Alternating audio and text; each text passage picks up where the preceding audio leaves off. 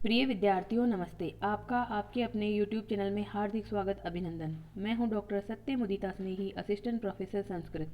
हम कालिदास विरचित अभिज्ञान शाकुंतलम का एक सामान्य परिचय देख रहे हैं, जिसमें हमने दो वीडियो में इसकी जो 7 अंकों की कथावस्तु को देखा।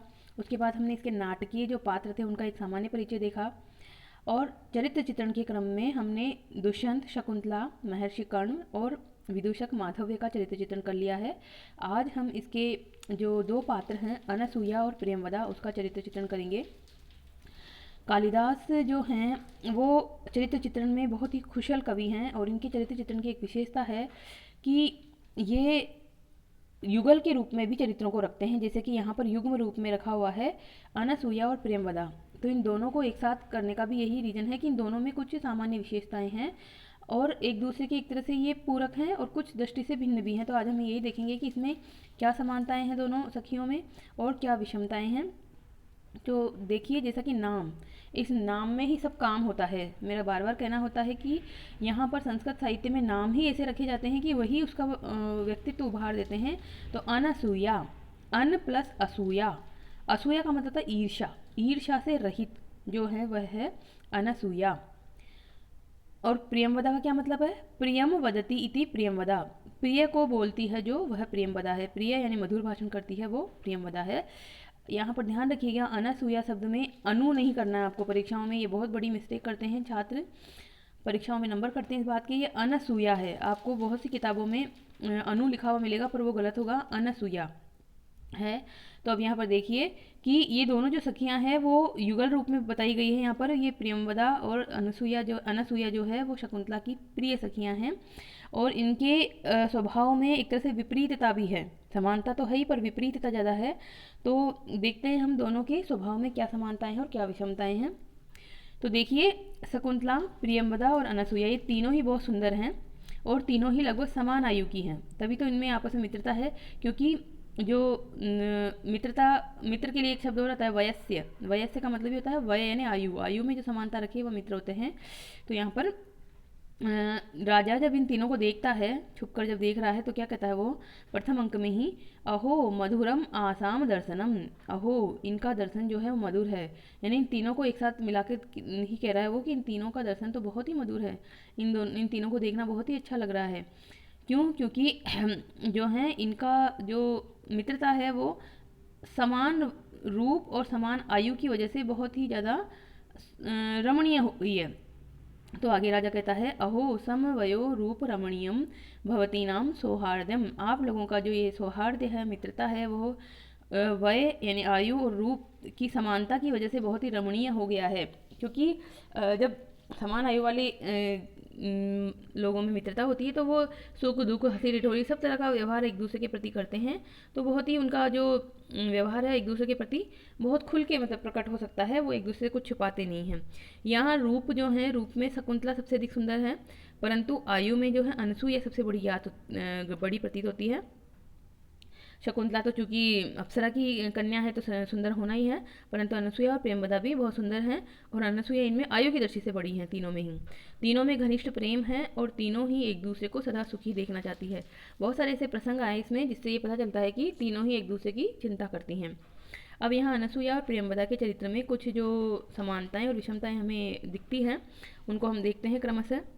तो देखिए, दोनों के चरित्र में कुछ समानताएं हैं। समानताएं क्या होगी? देखो, सबसे पहले बात तो आपको जो उनके चरित्र चित्रण को लिखेंगे तो आप ये बात अवश्य लिखना है इसके परिचय में कि अगर अनसूया और प्रियंवदा को यहाँ पर नहीं रखा जाता तो जिस तरह की शकुंतला यहाँ पर उभर कर सामने आती है उस तरह की ये नहीं आ पाती। क्योंकि शकुंतला को भारतीय नारी दिखाया गया है जो कि लज्जा से युक्त है, सुशील है। तो अपने विषय में वो कुछ भी नहीं कह सकती, ना वो अपना प्रेम प्रकट कर सकती है, ना वो अपना मनोभावों को डायरेक्टली राजा को कह सकती हैं, क्योंकि यह भारतीय संस्कृति के अनुकूल नहीं माना जाता। तो यह जो है उसकी सखियों के माध्यम से ही सब कुछ यहाँ पर करवाया जा रहा है, कहलवाया जा रहा है, प्रकट किया जा रहा है। और राजा भी जो हैं वो एक तरह से सखियों के माध्यम से ही अपने उनके मनोभावों को वहाँ तक पहुँचाता है, परिचय उसको मिलता है कि शकुंतला उसके विषय में क्या जानती है, क्या चाहती है, क्या सोचती है। तो यहाँ पर अनसूया और प्रियंवदा के चरित्र में कुछ समानताएं देखिए। दोनों ही शकुंतला से निस्वार्थ प्रेम करती है। निस्वार्थ यानी बिना स्वार्थ का प्रेम, कुछ नहीं चाहिए उनको उससे, ऐसा नहीं है। बहुत से अभी वर्तमान में क्या होता है, क्यों प्रेम होता है किसी को किसी से? कुछ चाहिए इसलिए।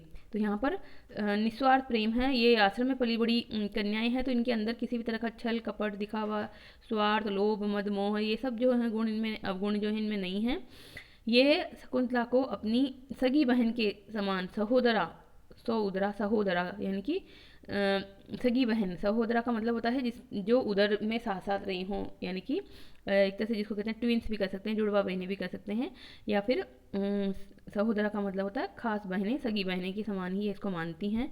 उसे सब प्रकार से सुखी और प्रसन्न रखना अपने जीवन का लक्ष्य समझती हैं ये, क्योंकि इन्हें जो है वो एक तरह से सखियाँ तो हैं ही, साथ में यह उसके सुख दुख की साथी भी हैं, और इन्हें लगता है कि हमारा तो जीवन का लक्ष्य ये है कि हमारी सखी को किसी प्रकार का कोई दुख ना हो।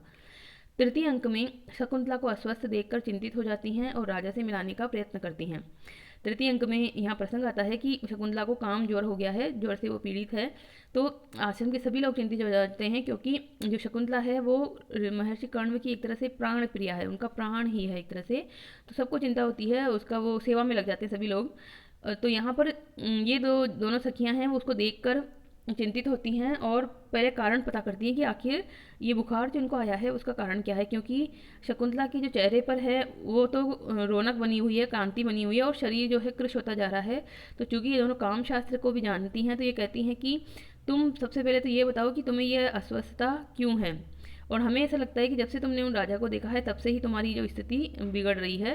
तो यहाँ पर शकुंतला भी बहुत उससे संकोच के साथ कहती है कि हाँ, जब से राजा को देखा है तब से ही मैं इस तरह की अवस्था को प्राप्त हो गई हूँ। तब ये इसको जानकर राजा से मिलाने का प्रयत्न करती हैं, और दोनों ही जो हैं ये कहती हैं कि कैसे किया जाए, मिलन का जो है कार्यक्रम कैसे रखा जाए। तो यह सुझाव देती हैं उसको कि एक पत्र लिखा जाए, प्रेम पत्र लिखा जाए, जो ये माना जा सकता है कि संस्कृत साहित्य का प्रथम प्रेम पत्र है, जो कि नायिका के द्वारा नायक को लिखा जाएगा।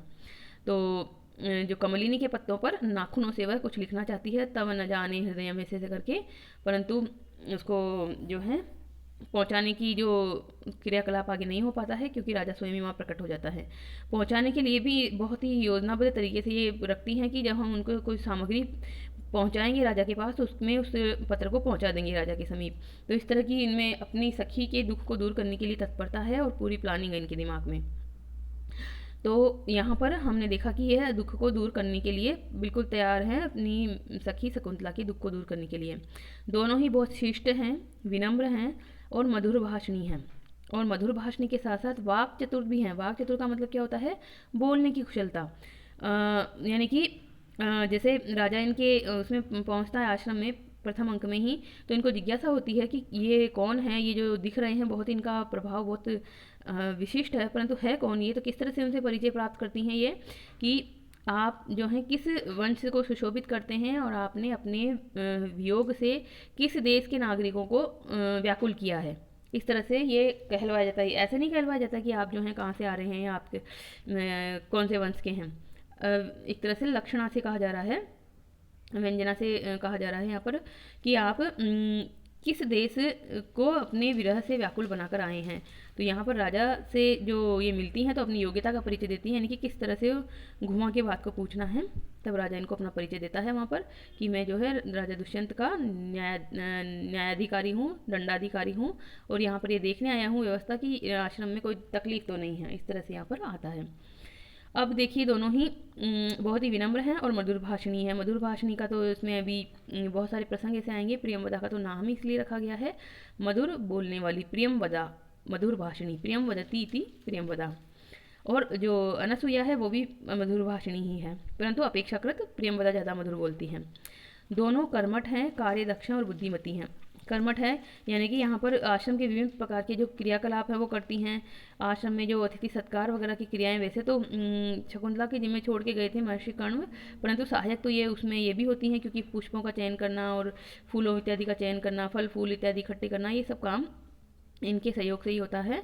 तो बहुत ही उत्साहपूर्वक ये काम करती हैं। वृक्षों को सींचती हैं वहाँ पर, क्योंकि ये सब जो है प्रकृति की कन्याएं हैं, प्रकृति से प्रेम करती हैं, तो वृक्ष इनके एक तरह से प्राणों के आधार हैं यहाँ पर। दोनों ही विदाई के समय शकुंतला का सुंदर श्रृंगार करती हैं। अब देखिए वर्तमान में भी होता है कि जब किसी दुल्हन का जो है शादी हो रही है, किसी बालिका का विवाह हो रहा है तो उसे सजाया जाता है। अब यहाँ शकुंतला तो वन की कन्या है, उसे कैसे श्रृंगार किया जाए, परंतु अपने अपने सामर्थ्य से ये लोग जो हैं वो नाग केसर और जो पैरों में लगाने का आलता और ये जो हैं वो वृक्षों से ही प्राप्त करते हैं और उनको किसी भी तरह के मतलब सामग्रियों को जुटाकर श्रृंगार करते हैं। यहाँ पर नाग केसर की माला बनाकर इसको शकुंतला को पहनाती है, इस प्रकार के इसमें वर्णन आते हैं। तो दोनों बहुत ही सुंदर श्रृंगार करती है, यानी कि श्रृंगार विद्या में भी निपुण है ये कह सकते हैं कि ब्यूटिशियन है ये, जो अपनी सखी शकुंतला का दुल्हन के रूप में श्रृंगार कर सकती हैं। दोनों तृतीय अंक में अपनी बुद्धिमता से राजा से वचन लेती हैं कि वह शकुंतला को सदा सुखी रखेगा। अब देखिए इनको बहुत मतलब ये व्यवहार कुशल तो हैं ही और इनको जानकारी भी है कि राजा जो हैं वो क्या है, बहुत सारी रानियां होंगी राजा के अंतःपुर में, तो हो सकता है कि वो हमारी जो शकुंतला को अच्छे से नहीं रखे और भूल जाए और दुख दे। तो ये एक तरह से बड़े जो होते हैं घर में, जैसे बड़े होते हैं और वो वचन लेते हैं दामाद से और सामने वाले ससुराल से कि आप हमारी बच्ची को खुश रखोगे, ध्यान रखोगे, तो उसी प्रकार से ये दोनों इस भूमिका को निभाते हुए राजा से वचन लेती हैं कि आप हमारी शकुंतला को सदा सुखी रखोगे। तो यहाँ पर क्या श्लोक आता है, यहाँ श्लोक आता है तृतीय अंक में 17वां श्लोक है, परिगृह बहुत्वे अपि द्वे प्रतिष्ठे कुलस्य में समुद्र रसना चोर्वी सखी च युवयो इयम। राजा इनको आश्वासन देते हुए क्या कहता है कि परिग्रह बहुत्वे सती, यानी बहुत सारी पत्नियां होने पर भी, बहुत सारी मेरे जो है अंतःपुर में बहुत सारी नारियां हैं जो कि मेरी पत्नियों के रूप में हैं, उनके होने पर भी मेरे कुल की दो ही प्रतिष्ठाएं हैं। क्या क्या, एक तो समुद्र रूपी मेखला से युक्त ये पृथ्वी और एक जो है आप दोनों की ये सखी, यानी कि यह वचन दे देता है कि मैं इनको कभी नहीं भूलूंगा और अपने कुल की प्रतिष्ठा बना के रखूंगा। और दो ही चीज़ें मेरी कुल की प्रतिष्ठा बन सकती हैं, एक तो ये समुद्र की मेखला वाली जो पृथ्वी है और ये आपकी ये सखी। तो जब इस प्रकार का आश्वासन राजा से मिल जाता है उन्हें, तभी जो है वो बहुत आश्वस्त होती हैं और राजा के चरित्र के विषय में भी इनको जो है ये पूर्ण जानकारी मिल जाती है कि राजा जो है इस प्रकार का नहीं है कि यहाँ प्रेम करेगा और बाद में जाके भूल जाएगा या फिर हमारी सखी को जो है उचित स्थान नहीं देगा, उचित सम्मान नहीं देगा। अब इतनी विषमताएं, इतनी समानताएं हमने देखी, तो कुछ विषमताएं भी तो होगी, नहीं तो जब एक ही पात्र से काम चला लेते दो क्यों रखा जाता। तो दोनों के चरित्र में बहुत सारी विषमताएं हैं, वो हमें यहाँ देखते हैं। तो देखिए यहाँ पर है कि अनसूया जो है वो गंभीर प्रकृति की हैं और उसमें प्रौढ़ता अधिक है। प्रौढ़ होना क्या होता है, युवावस्था में तो है पर युवावस्था में होने के बावजूद भी प्रौढ़ता होना, यानी गंभीर प्रकृति का होना, यानी कि परिस्थितियों के की गंभीरता को समझते हुए व्यवहार करती हैं ये। और प्रियंवदा जो है वो हास्य प्रिय है, यानी बोलने में बहुत ज़्यादा वाक्पटु हैं, वाक कुशल हैं, तो हास्य प्रिय हैं। और जब कोई ज़्यादा वाक्पटु होता है तो मुंह से कभी कभी अतिरिक्त भी निकल जाता है, एक्स्ट्रा भी निकल जाता है और वो मजाक, भले इनका मजाक जो है प्रियंवदा का मजाक भी ऐसा नहीं है कि जो किसी के दिल को ठेस पहुँचाए, परंतु हास्य प्रिय है ये। और ये जो अनसूया है, अनसूया जो है वो गंभीर प्रकृति की है। चेहरे से जैसे होता है ना कि किसी को देखते ही कहते हैं कि ये तो बहुत हंसमुख है, और किसी को कहते हैं कि ये तो बहुत जो है थोड़ा रूड टाइप का है या थोड़ा गंभीर प्रकृति का है। तो जो प्रियंवदा है उसमें प्रौढ़ता कम है। अनसूया बहु शर्माती नहीं है। जब राजा आश्रम में आया है तो वह ही आगे बढ़कर राजा से बात करती है। उसने ही राजा को विश्वामित्र और मेनका से शकुंतला की उत्पत्ति का विवरण बताया है। अब यहाँ पर क्या होता है कि शर्माती नहीं है वो बातचीत करने में, ऐसे नहीं है कि झिझक है, क्योंकि लड़कियों में क्या होता है झिझक होती है, अनजान पुरुष से बात तो शुरुआत तो वो करती ही नहीं है। परंतु यहाँ पर राजा जब उनके आश्रम में आया है तो वही उनसे बढ़कर आगे बढ़कर बात करती हैं और उनसे परिचय पूछते कि आप कौन हैं और किस वंश को आप सुशोभित करते हैं और आपने किस देश के नागरिकों को अपने विरह से व्याकुल किया है। और जब राजा को ये जिज्ञासा होती है कि ये जो कर्ण हैं वो तो नैष्टिक ब्रह्मचारी हैं, आजीवन ब्रह्मचारी रहने वाले हैं, और ये शकुंतला इनकी पुत्री कही जा रही है यहाँ पर, तो ये कैसे, तब वह ये बताती है यहाँ पे प्रकरण की ये जो विश्वामित्र हैं वो कौशिक गोत्र के एक ऋषि थे, और जब वो तपस्या कर रहे थे तो इंद्र इत्यादि देवताओं ने उनकी तपस्या को भंग करने के लिए मेनका नाम की अप्सरा को धरती पर भेजा, और मेनका ने अपने रूप सौंदर्य से विश्वामित्र की तपस्या भंग की। और जब इस क्रम में ही विश्वामित्र और मेनका का मिलन हुआ तो उससे शकुंतला नाम की कन्या का उत्पत्ति हुई, जन्म हुआ। और उन्होंने अप्सरा ने, चूंकि अप्सरा को तो वापस लौटना था स्वर्ग में, तो उन्होंने शकुंतला को जो है वो जंगल में छोड़ दिया और विश्वामित्र ने भी त्याग दिया। तो इन दोनों के त्यागने के बाद में जंगल में जब वह शकुंत नाम के पक्षियों से पालित की जाती हुई, रक्षक की जाती हुई जंगल में पड़ी थी। तो कण्व ऋषि ने उसको देखा और दया से युक्त होकर उसको अपने आश्रम में ले आए और अपनी पुत्री के समान उसका लालन पालन करने लगे और अपनी पुत्री बना लिया उन्होंने। तो इस प्रकार से यहाँ पूरा घटनाक्रम कौन बताती है? अनसुईया ही बताती है। प्रियंवदा जो है वो शकुंतला से विवाह विषयक हंसी करती है। अब प्रियंवदा चूंकि बोलने में प्रिय बोलेगी और ज़्यादा बोलेगी तो विवाह विषयक हंसी ठिठोली करती रहती है। क्या करती हैं ये? एक बार इसको कहती हैं कि जब वन ज्योत्सना जो है, लता है एक, वह आम के वृक्ष पे लिपट जाती है, यानी उसका आश्रय ले लेती है, क्योंकि जो लताएं होती है उसको आपने देखा होगा कि पेड़ों के चारों तरफ अपना आपको मतलब उसको आश्रय ले लेती है पेड़ों का। तो शकुंतला उसे बहुत ही एकाग्रता से देख रही होती है। तो ये हंसी करती हुई क्या कहती है कि अच्छा, शकुंतला भी ये सोच रही है इस वनज्योत्सना नामक लता को देखकर कि मैं भी कब अपने प्रियतम से इस प्रकार मिलूंगी, कब मैं अपने प्रियतम का आश्रय लूंगी। तो इस प्रकार विवाह विषयक वह हंसी करती है वहाँ पर। और शकुंतला जो है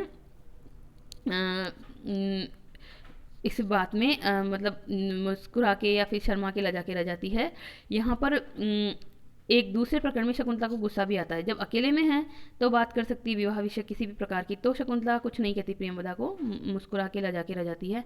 परंतु जब राजा वहाँ पर उपस्थित है, जो कि एक तरह से अनजान व्यक्ति है, उसके सामने जो प्रियंवदा है वह विवाह विषयक बातें बताने लगती है कि कण्व ऋषि ने इसको पाला है और कण्व ऋषि से यौगिक वर को देने के लिए प्रतिज्ञाबद्ध हैं।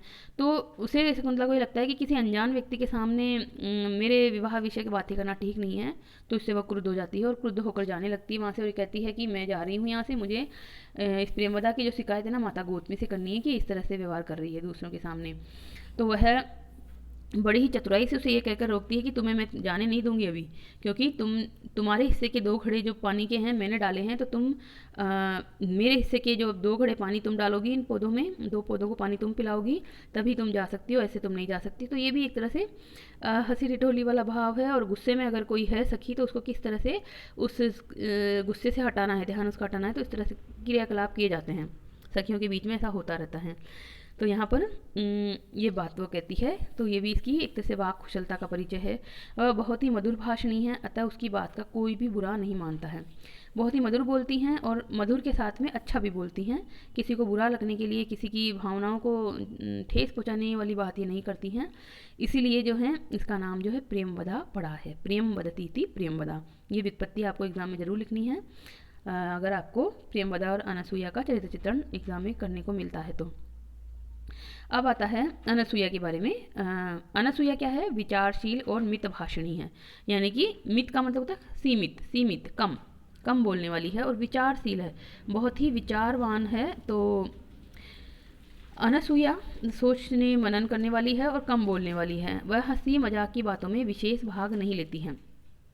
वह बातों का शीघ्र निर्णय जो है नहीं करती है, यानी कि विचारशील है तो तुरंत, जैसे होता है ना कि कोई भी बात होगी तो उसे तुरंत जवाब नहीं देगी, सोचेगी उसके विषय में, आगे पीछे का उसका सारा हिसाब किताब दिमाग में रखने के बाद ही बोलेगी। तो वह बातों को का निर्णय शीघ्र नहीं करती हैं, उस पर विचार करके तब ही उत्तर देती हैं। तो यहाँ पर देखिए तृतीय अंक में ही शकुंतला की अस्वस्थता का कारण ठीक से जानकर ही आगे राजा से मिलाने का प्रबंध करती है। तो यहाँ पर ये जो बात आई कि वो शीघ्र निर्णय नहीं लेती हैं, बल्कि सोच समझ कर ही निर्णय लेती हैं। तो तृतीय अंक में शकुंतला की अस्वस्थता है। अब अस्वस्थता है तो ठीक तो इन्हें करना है, ध्यान तो रखना है, परंतु ये अच्छी प्रकार से जान लेना चाहती है कि आखिर इनकी अस्वस्थता का कारण क्या है। हम तो इस पर चंदन का लेप करते रहें और ठंडी बर्फ़ वगैरह का इस पर लेप करते रहें और पता चला कि इसका कारण तो कुछ और ही है। तो पहले ये जानना चाहती है कारण, यानी कि कारण को जानकर ही निवारण के बारे में सोचती हैं। और एक तरह से मनोविज्ञान को भी जानती है। ये राजा मतलब शकुंतला की स्थिति को देखकर ये भान इनको हो चुका है कि यह शकुंतला राजा के प्रति अनुरक्त हैं।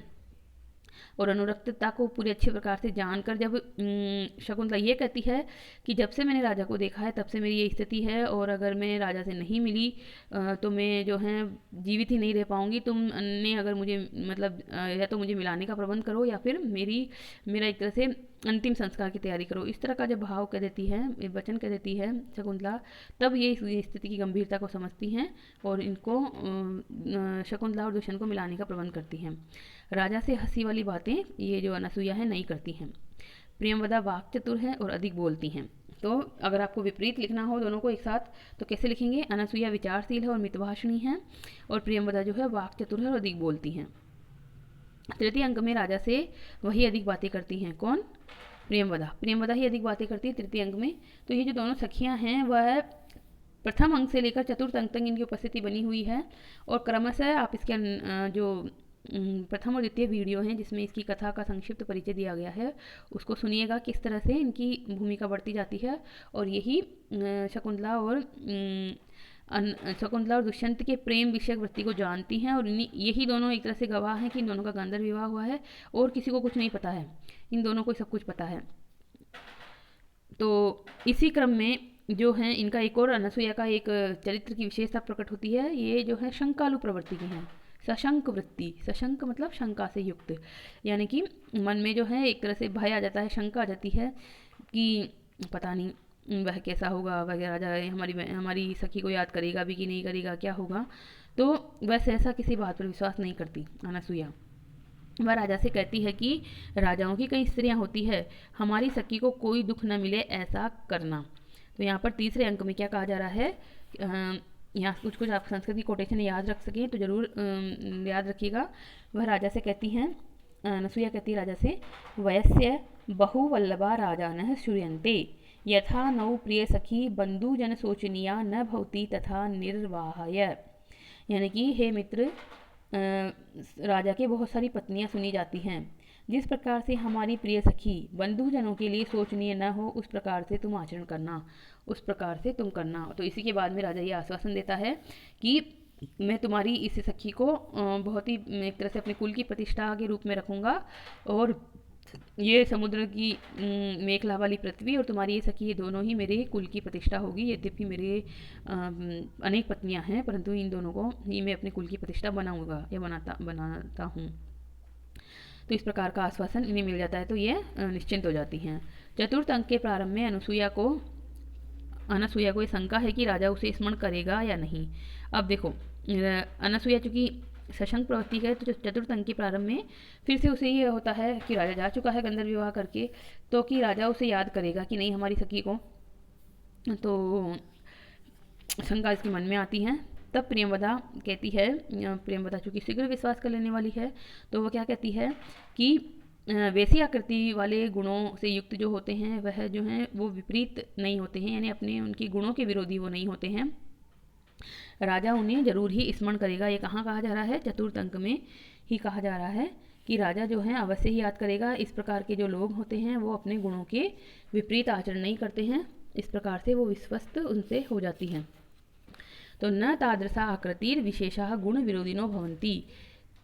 इस प्रकार की आकृति वाले लोग जो हैं वो गुण के विरोधी नहीं होते हैं। इस प्रकार से उसको भरोसा है, किसको? प्रियंवदा को भरोसा है, क्योंकि प्रियंवदा जो है वो शीघ्र विश्वास करने वाली हैं। आगे अनसुईया जो है वो भविष्य की सुख की विशेष चिंता करती हैं, क्योंकि विचारशील गंभीर प्रवृत्ति की हैं, तो ये भविष्य को ध्यान में रखकर ही कोई जो है वो निर्णय करती हैं। तो क्या इनके दिमाग में आता है कि जो शकुंतला है वो वर्तमान में तो गांधर्व विवाह तो हो गया, पर उनका भविष्य किस रूप में होगा। राजा चूंकि अभी पीछे जो चिंता आई उससे भी ये पता चला कि राजा उसको याद करेगा कि नहीं करेगा, इस तरह का भाव उसके मन में आया। तो ये भविष्य के प्रति अधिक जो है चिंतित रहती हैं, और प्रियंवदा जो है वो वर्तमान को ही विशेष महत्व देती है, वर्तमान में जीने वाली है। अनसुईया शकुंतला के भावी सुख की चिंता करती हैं, और प्रियंवदा जो है राजा और शकुंतला के वर्तमान में जो मिलन हुआ उससे प्रसन्न है कि हमारी जो सखी हैं उसने राजा दुष्यंत का वरण कर लिया है, और वो इस बात से ही काफ़ी प्रसन्न है। परंतु अनसुईया एक गंभीर प्रवृत्ति की हैं, एक तरह से घर में बड़े बुजुर्गों की तरह फैसला लेती हैं, तो उसे चिंता होती है इस बात की कि हमारी सखी शकुंतला को राजा याद करेगा कि नहीं करेगा। इससे उसके भविष्यदर्शी, भविष्य के प्रति जो है भाव भी प्रकट होता है कि वो भविष्य के बारे में सोचने वाली है, वर्तमान में जीने वाली है प्रियंवदा, और भविष्य का के बारे में सोचने वाली है अनसुईया। प्रियंवदा और अनसुईया में एक और अंतर है कि अनसुईया धीर और परिपक्व बुद्धि की है, धैर्यशाली है, परिपक्व बुद्धि की है, यानी कि युवावस्था में तो हैं, तीनों समवयस्क हैं, परंतु फिर भी तुलनात्मक रूप से उसकी जो बुद्धि है वो थोड़ी मेच्योर हैं, परिपक्व हैं, और अनसुईया धैर्यशाली भी हैं। और प्रियंवदा जो है वो शीघ्र घबरा जाती है। जब विपरीत परिस्थिति आती है तो कौन कैसा व्यवहार करता है इससे पता चलता है कि धैर्यशाली हैं या फिर परिपक्व बुद्धि की हैं। तो यहाँ पर चतुर्थ अंक की शुरुआत में ही दुर्वासा के शाप का प्रकरण आता है। आपको पता है ये कि दुर्वासा ऋषि वहाँ उपस्थित होते हैं और जो शकुंतला है वो अपने पति दुष्यंत की याद में खोई हुई है, अनन्य मनस्क होकर जो घर की दहलीज पे बैठी हुई है। दुर्वासा उन्हें पुकारते हैं कि यहाँ कोई है जो मेरा आतिथ्य सत्कार करे, परंतु वो बिल्कुल भी नहीं सुनती है। तो वह उससे जो है क्रोधित होकर, गुस्सा होकर उसे शाप दे देते हैं। अब इस शाप को सुनकर जो है प्रियंवदा तो बहुत ही घबरा जाती हैं, किम कर्तव्य विवूर्ण हो जाती है कि क्या करें। ये तो अवश्य ही जो हैं दुर्वासा ऋषि हैं जो कि इस तरह का शाप देकर वहाँ से निकल रहे हैं। तब प्रियंवदा को अनसुईया भेजती है कि जाओ तुम उनके पैरों में पड़कर उनको मना के वापस लाओ। उनके पैरों में गिरकर उनसे अनुनय विनय करके तुम अपनी जो है उनको वापस मना के लाओ, हम उनका स्वागत सत्कार करेंगे। तो प्रियंवदा जाती है और अपनी प्रिय प्रिय वाणी से दुर्वासा को मनाने की कोशिश करती है, परंतु वो तो क्रोधित प्रवृत्ति के हैं, वो नहीं आते हैं। परंतु ये आश्वासन जरूर मिल जाता है प्रियंवदा को कि तुम्हारी जो ये सखी है कोई अभिज्ञान की वस्तु, कोई पहचान की वस्तु, निशानी कोई दिखाएगी तो राजा जो है अपना शाप का निवारण हो जाएगा राजा का, और राजा उनको अपना पूरा वृत्तांत जो है पूरा याद कर लेगा, यानी कि पूरा घटनाक्रम याद आ जाएगा, इस शाप का निवारण हो जाएगा। तो इस प्रकार से यहाँ पर ये घटनाक्रम आता है दुर्वासा के शाप का। उसमें भी प्रियंवदा तो किम कर्तव्य विमूढ़ हो जाती, क्या करूँ क्या नहीं करूँ, परंतु अनसुईया धैर्य रखती हैं और तुरंत ये सुझाव देती हैं कि उनको मना के लाओ, और इस तरह से व्यवहार वो करती हैं। और यहाँ पर जो अनसुईया है वो अधिक व्यवहारिक हैं, व्यवहार कुशल हैं, परिस्थितियों को संभालने में भी वह तत्पर हैं। प्रियंवदा भावुक अधिक है, इमोशनल है ये, यानी कि जैसे वही क्या करूं क्या नहीं करूं, एकदम से घबरा गई है, ज़्यादा बोलती है। तो ज़्यादा बोलने वाले जो लोग होते हैं ना वो वैसे भी धीर प्रवृत्ति के नहीं होते, वो सारी बातों को उजागर कर देते हैं। और जो कम बोलते हैं वो उनका ये होता है कि वो अपने अंदर रखते हैं बातों को, तो जब अंदर रखते हैं बातों को तो धैर्य अपने आप ही उनमें आ जाता है, गंभीरता चेहरे पर अपने आप ही झलक जाती है। प्रियंवदा भयभीत है कि ऋषि इस समाचार को सुनकर क्या कहेंगे। अब देखिए यहाँ पर जो प्रियंवदा है वो ऋषि मतलब यहाँ पे कर्ण के बारे में बात हो रही है। तात कर्ण के बारे में सोचकर ये सोचती है कि हमारे जो पिता हैं, ये सब पिता ही कहती हैं उनको, जिनका नाम कर्ण भी है और काश्यप भी हैं, वो क्या सोचेंगे कि शकुंतला ने गंधर्व विवाह कर लिया है इत्यादि इत्यादि। तो उसको तो भय है, प्रियंवदा को तो भय है कि हमारे पिता क्या कहेंगे, परंतु अनसुईया कहती है कि हमारे जो पिता हैं वो इसका समर्थन ही करेंगे, क्योंकि गुणवान को कन्या देनी थी और वह भाग्य से गुणवान को ही प्राप्त हुई। इस प्रकार का जो यहाँ पर है तो वह तो उसका समर्थन ही करेंगे। अब इस बात से एक और बात पता चलती है यहाँ पर कि अनसुईया जो है वो ऋषि कर्ण के अधिक निकट हैं और अधिक उनको अच्छी प्रकार से जानती हैं, उनके स्वभाव को अच्छी प्रकार से जानती। दोनों भले ही वहीं रहती हैं, परंतु फिर भी अनसुईया को यह विश्वास है कि ऋषि कर्ण इसका समर्थन ही करेंगे, यानी वो विरोध नहीं करेंगे। और प्रियंवदा डर जाती है कि वो क्या कहेंगे। और अनसुईया को ये बात भी याद रहती है बार बार वहाँ पर जो होती थी उस आश्रम में कि गुणवान को ही हमारी कन्या को देना है, यानी कि शकुंतला का विवाह किसी योग्य वर से करना है। और भाग्य से वो गुणवान व्यक्ति को प्राप्ति हो गई है, क्योंकि जो जो भारत का राजा है, जो एक तरह से चक्रवर्ती सम्राट है, उसी को ही ये भाग्यवशी मिल गई है। तो जो हमारे पिता हैं वो तो इसका समर्थन ही करेंगे, वह बिल्कुल भी इसका विरोध नहीं करेंगे। तो यहाँ प्रेमवदा की बात थी क्या थी, तात इदानीम इमं वृत्तांतम श्रुत्वा न जाने किम प्रति पश्यते इति, ये कहती हैं कौन, प्रेमवदा। तो अनसुईया क्या कहती है, अनसुईया कहती है गुणवते कन्यका प्रतिपादनीया इति एवं तावत प्रथमा संकल्प है, गुणवान को ही कन्या देनी है, इस प्रकार से उन्होंने पहले संकल्प किया हुआ है। तम यदि देवम एव संपादयति ननु अप्रयासेन कृतार्थो गुरुजन, और वह भाग्यवश पूर्ण कर दिया गया है तो गुरुजन बिना प्रयत्न के ही कृतार्थ हो गए हैं। यानी कि हमारे गुरुजन को तो खोजना ही नहीं पड़ा कि अच्छा योग्य वर खोजने के लिए तो बहुत मेहनत करनी पड़ती है, तो ये तो भाग्य नहीं संपन्न कर दिया। तो उसे पूरा विश्वास है कि हमारे पिता जो हैं तात काश्यप इसका समर्थन ही करेंगे। तो इस प्रकार से यहाँ जो अनसुईया है वो तात काश्यप के अधिक निकट प्रतीत होती है, अधिक उनको अच्छी प्रकार से जानने वाली प्रतीत होती है। तो यहाँ पर हमारा ये जो है पूरा होता है इन दोनों का चरित्र चित्रण। अब देखिए यहाँ पर अगर आपको क्योंकि जब लिखते हैं तो उसके बाद में निष्कर्ष के रूप में भी कुछ लिखना होता है, तो निष्कर्ष के रूप में आप क्या लिखेंगे कि अनसुईया और प्रेमवदा भिन्न सखियाँ हैं, प्रिय सखियाँ हैं शकुंतला की, और दोनों के व्यक्तित्व में कुछ समानताएं हैं परंतु विरोधी तत्व ज़्यादा हैं। दोनों के सृजन से ही कालिदास ने शकुंतला के चरित्र को उभारा है, और अगर ये दोनों नहीं होती यहाँ पर तो इसमें शकुंतला के चरित्र को उभारने में अधिक प्रयास करना पड़ता कवि को। तो जो प्रिय सखियां हैं उनको इस तरह से रखा गया है कि एक जो है ज़्यादा बोलती हैं और एक जो है परिस्थिति को संभाल लेती हैं। तो इस प्रकार से आप इसको अच्छी प्रकार से लिख सकते हैं एग्ज़ाम में, परीक्षा की दृष्टि से इम्पोर्टेंट है। और यहाँ पर सामने तो हिंदी में ही आपके लिखा हुआ है, पर परीक्षा में कुछ कुछ इसमें संस्कृत की कोटेशन डाल के भी आपको लिखना चाहिए। तो यहीं पर आज हम इसको समाप्त करते हैं। आप इस चैनल पर पहली बार आए हैं तो इसे सब्सक्राइब कर लीजिए और बेल आइकन को दबाकर ऑल शब्द पर क्लिक कर लीजिए, ताकि इस चैनल पर डाले जाने वाले सभी वीडियो आपको तुरंत मिल जाएं। और वीडियो अच्छा लगे तो इसको लाइक कर दीजिए। जो यूट्यूब पर एक थम्स अप जैसा चिन्ह होता है, जो खड़ा अंगूठा होता है, उसको कहते हैं लाइक का बटन, तो उसको लाइक कर दीजिए। और उससे आप अपना जो है बता सकते हैं कि कैसा लगा आपको वीडियो। किसी भी तरह का कोई सुझाव हो, कुछ हो, तो कमेंट बॉक्स में आपके सुझावों का स्वागत है। अगर आप जो हैं वो इस सामग्री को अन्य आपके मित्रों तक, आपके सहपाठियों तक भी पहुंचाना चाहें तो इसको शेयर कीजिए ज़्यादा से ज़्यादा इसको यूट्यूब से वहाँ से भी लेकर, या जो भी लिंक आपको मिलता है वहाँ से व्हाट्सएप में और अन्य जगह पहुँचाइए, ताकि अन्य लोग भी इससे लाभान्वित हो सकें। क्योंकि ये जो ग्रंथ है अभिज्ञान शाकुंतलम ग्रंथ, भारत के लगभग सारे ही महाविद्यालयों में बीए की कक्षाओं में रखा जाता है। और अभी जो है इस तरह का समय है कि बच्चों को जितनी सामग्री मिल जाए घर बैठे ही, उतना ही उनका फ़ायदा हो सकता है। तो इस प्रकार से धन्यवाद। आप लोगों का प्यार इसी तरह से बना रहे। बहुत बहुत धन्यवाद, आभार। कल फिर मिलेंगे किसी अन्य विषय के साथ। तब तक के लिए खुश रहिए, स्वस्थ रहिए, पढ़ते रहिए।